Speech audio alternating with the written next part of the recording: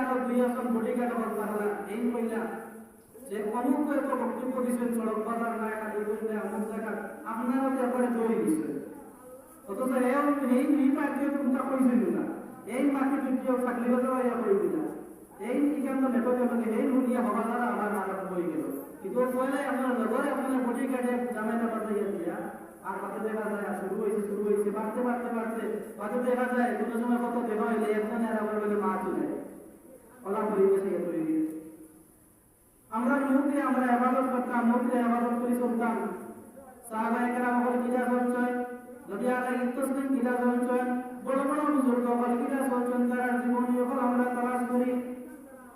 এগুলা থেকে আমরা কোনো খেয়াল নাই রে ভাই এগুলা প্রতি আমরা কোনো খেয়াল নাই এই দুনিয়া ছাড়িয়ে আপনি সব বুঝাই মুখি মাটির জায়গা মাটি রইব আমার কাপড় জায়গা কাপড় রইব আপনি শুনুন আমার ভিন্ন কাপড় খবরস্থ করতে নাই আমার বাজার থেকে কাপড় একটু লইয়া নিয়ে গোসল দিয়া আমার গায়ের সমস্ত কাপড় খুলিয়া সব কিছু আমার রাখতে টাকা পয়সা সারা রাখতে আমার খালি আছে আল্লাহ আল্লাহ বুঝাই বলে দিবা কিনো কি আমি বিচার করতাম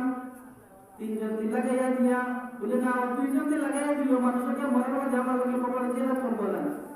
লাগাইয়া দিল কপাল দিয়ে করবো না মানুষ এটা বলে দেওয়া ওপরে লাগাইয়া দিস অপরে জিতাইয়া দিস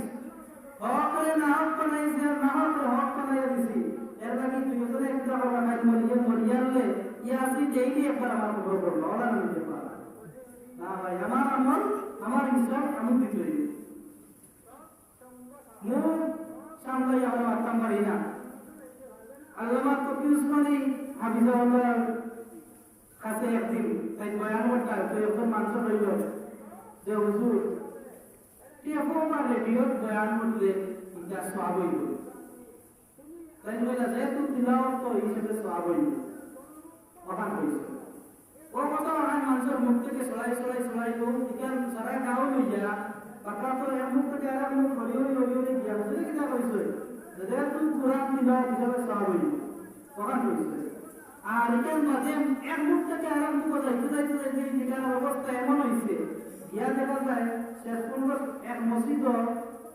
ইমাম সাহেব বয়ান করতেন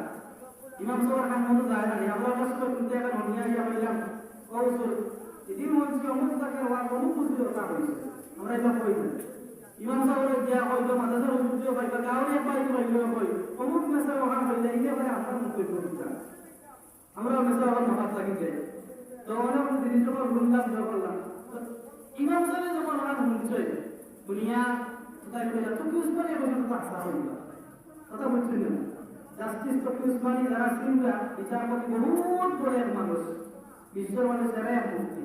উল্লেখযোগ্য এক মানুষ তকি উসমানী যেমন হয়েছে তো এটা তো আর মিশা হওয়ার কথা নাই তাই তো মারবো এমন হয়েছে তকি উসমানী বলেছেন